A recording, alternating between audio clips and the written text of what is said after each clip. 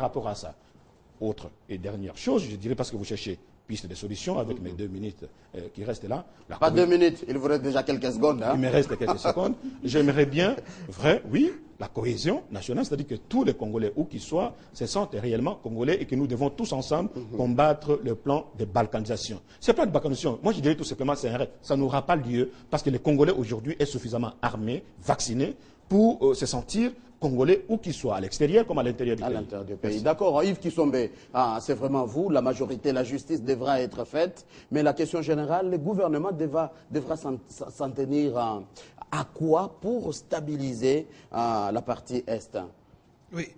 Cohésion nationale. Il va y avoir un envoyé spécial du secrétaire général des Nations Unies qui sera chargé de travailler de manière synchronisée avec les pays de la région, avec les instances internationales et régionales. Ça signifie qu'il y a des perspectives. Ce n'est pas la panacée. Il y a des perspectives. Tout cela doit se faire ensemble. La fin des pourparlers à Kampala, le dialogue, les concertations pas de Sun City, pas à la CNS, mais les concertations, un dialogue en interne, parce que le président de la République a, depuis plus d'1 an maintenant que la nouvelle agression existe, toujours parlé de la trithérapie politique, diplomatique et militaire. Alors, moi, je trouve qu'il faut éviter le langage populiste et facile. D'abord, premièrement, ce n'est pas vrai que jamais dans le monde on s'est assis autour d'une table avec des terroristes. C'est pas vrai. Le conflit israélo-palestinien le prouve. Le conflit en Irlande du Nord le prouve, entre catholiques et protestants. À travers le monde, il y a toujours, à un moment ou à un autre, lorsque le rapport de force est tel, il faut des pourparlers. C'est la logique de la paix en raison. Alors maintenant, l'amnistie. Il faut quand même savoir une chose. L'amnistie, c'est un des mécanismes de passif. Attendez, c'est facile de dire. Il ne vous pousse pas dans son terrain, il faudra répondre à la question. Non, mais ne me coupez pas la parole parce que j'ai eu. Non, ce que vous dites sur l'amnistie est faux. Non, s'il vous plaît. Non, s'il vous plaît. Ah voilà. Je crois que la force des arguments se suffit à elle-même. Si vous avez eu des arguments solides, ils pèseront de même. Alors, ne me coupez pas la parole. S'il vous plaît, je disais ceci. L'amnistie a toujours été un des mécanismes de résolution des conflits, de pacification, à moins que l'on impose la pax romana, c'est-à-dire la paix par la force. Mais il faut pas rêver, c'est normal. Notre pays traverse des conflits armés depuis près de 20 ans, et comme partout ailleurs au monde, on décrète l'amnistie, c'est-à-dire l'absence de poursuite pénale pour les faits de guerre. Vous savez qu'il n'y a pas d'amnistie pour les viols, pour les massacres. Il n'y a pas d'amnistie pour ça. C'est pour les faits de guerre. Par exemple, le fait d'avoir occupé un bâtiment officiel, d'y avoir installé son quartier général. C'est les faits de guerre. Donc il ne faut pas faire croire qu'on amnistie pour les crimes contre l'humanité et les crimes de guerre. Non, ça n'est pas cela. Et donc, il faut raison garder et nous dire que la logique de la paix, il est normal qu'elle aille jusqu'au bout, mais à nous, Congolais, de nous préparer pour demain à ce que nous ayons une armée qui rendra suicidaire toute tentative de déstabilisation de notre pays. C'est tout. Tant que nous n'en serons pas là, eh bien, nous négocierons. D'accord. Donc, vous êtes d'accord seulement pour l'application de l'accord cadre ou la concertation nationale pour stabiliser la RDC? Je sois pour ou contre, nous sommes dans un processus qui vient d'être consacré par le Conseil de sécurité des Nations Unies. Donc ma volonté et celle des uns et des autres, elle pèse peu. Les institutions ont décidé, au niveau national et international, qu'il y a des avancées diplomatiques décisives, eh ben, voyons leur mise en œuvre. C'est ça sur ça qu'il faut attendre maintenant des résultats. Et je vous rappelle que les Nations Unies et toutes ces instances ont décidé que même la Banque mondiale, même la Banque africaine de développement devront mettre la main à la poche pour aider la RDC à concrétiser cette pacification durable à l'est du pays. Et pour ce qui est des concertations nationales, moi je voulais rappeler l'exaltation du génie congolais. Lorsque mon frère et confrère Maître Kenda s'autoflagelle en disant nous n'avons même pas, mais c'est pas vrai, nous n'avons même pas d'experts, mais non, notre pays a des experts. Ne croyez pas que ce qui se passe n'est pas connu de nos services de sécurité. Ne croyez pas que l'ANER ne sait rien, ne fait rien. Non. Là, il y a des instances qui travaillent, dans la discrétion, dans l'ombre. C'est vrai que nous avons des failles, parce que nous ne sommes pas parfaits, mais ne nous minimisons pas non plus de cette façon-là. Je crois que le génie congolais existe et qu'il fera que nous irons de l'avant. Mais attention au discours facile de toujours dire il n'y a qu'à.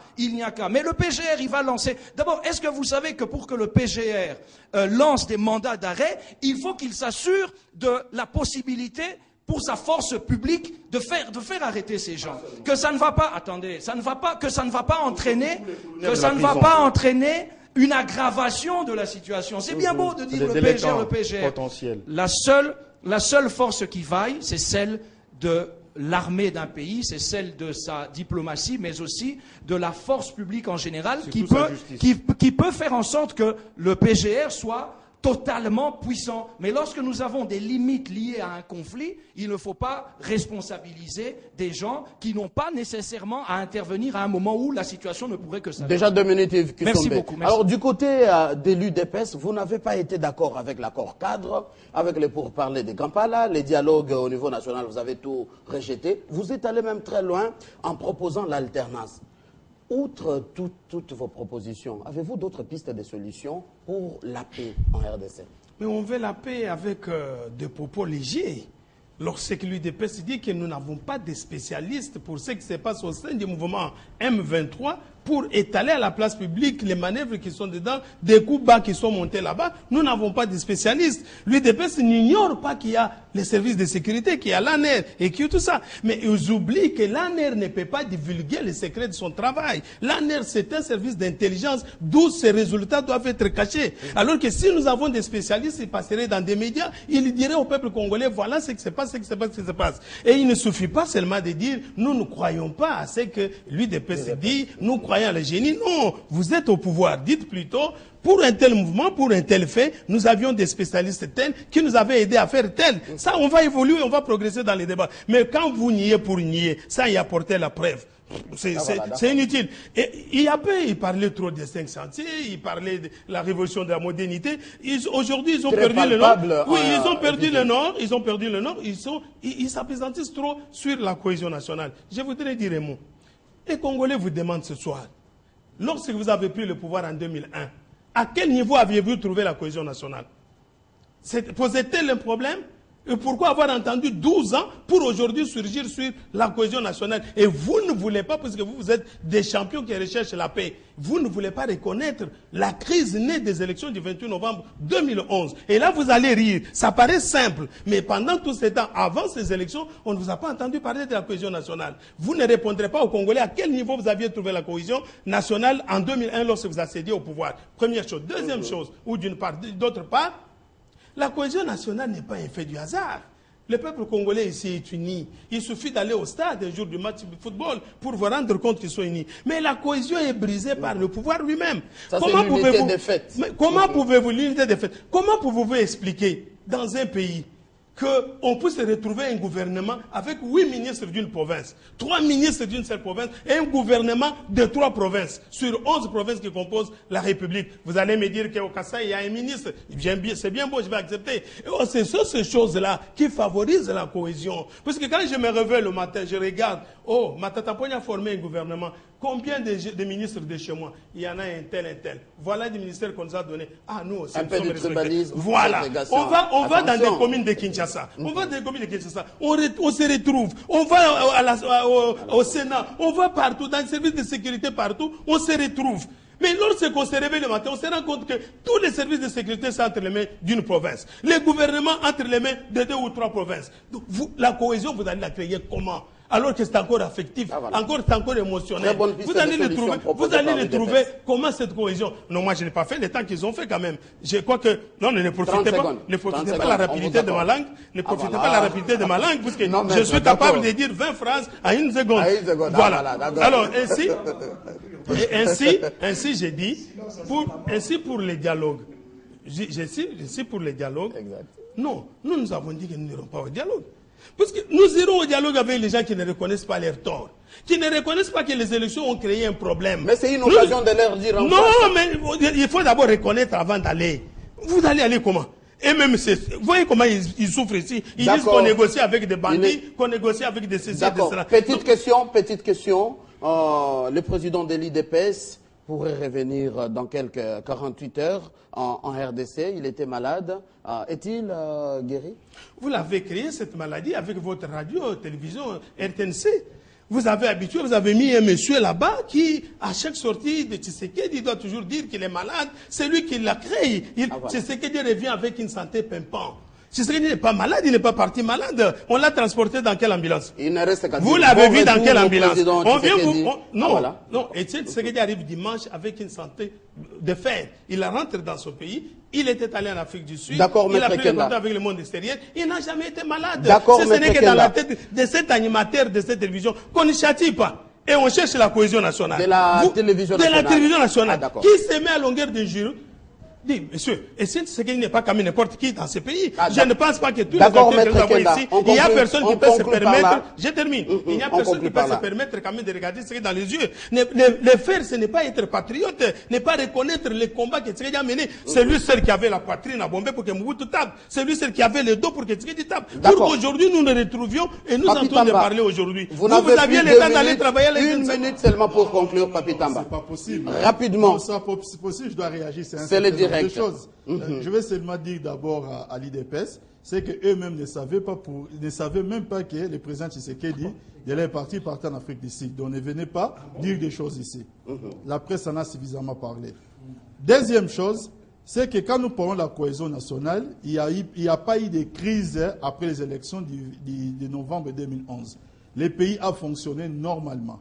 C'est à partir du 23 novembre 2012, avec le mouvement du M23, et qu'aujourd'hui nous avons constaté qu'il y a trop d'ennemis autour de nous, et que les chefs d'État voulaient maintenant appeler les Congolais pour résister à cette affaire. Sinon, s'il n'y avait pas l'histoire de M23, les institutions dans ces pays fonctionnent normalement. Les gouvernements fonctionnent normalement, les parlements normalement. Il n'y a pas de crise justifiée par rapport à ces élections. Pour conclure, permettez-moi, dans ces pays, nous aimons oublier le passé. L'effet président Mobutu, arrivé au pouvoir depuis le 24 novembre 1965, il a régné, il a essayé de diriger le pays comme il pouvait diriger, mais pendant un certain temps, du mois de janvier 1990 jusqu'au mois d'avril 1990, il a initié ce qu'on a appelé des consultations populaires, et ces consultations populaires ont débouché sur un discours accepté par tous les Congolais. Joseph Kabila aujourd'hui, dans sa méthodologie de la cohésion nationale, nous ne connaissons pas quelle sera l'issue. Donc arrêtons un peu avec des historiettes de chercher toujours à émouvoir les gens, là où on ne doit pas émouvoir les gens. Parlons Congo, aimer notre pays. Voilà, merci beaucoup Papi Tamba, membre du PPRD, Michel Kitoko, politologue, congolais de la diaspora, Maître Zakari Kenda, cadre de l'UDPS, Yves Kisombe, un des communicateurs de la majorité présidentielle. Merci à vous tous. Hein. Ah, voilà. Alors c'est la fin de cette émission, ça fait débat que vous allez suivre en rediffusion. Très bonne suite de nos programmes.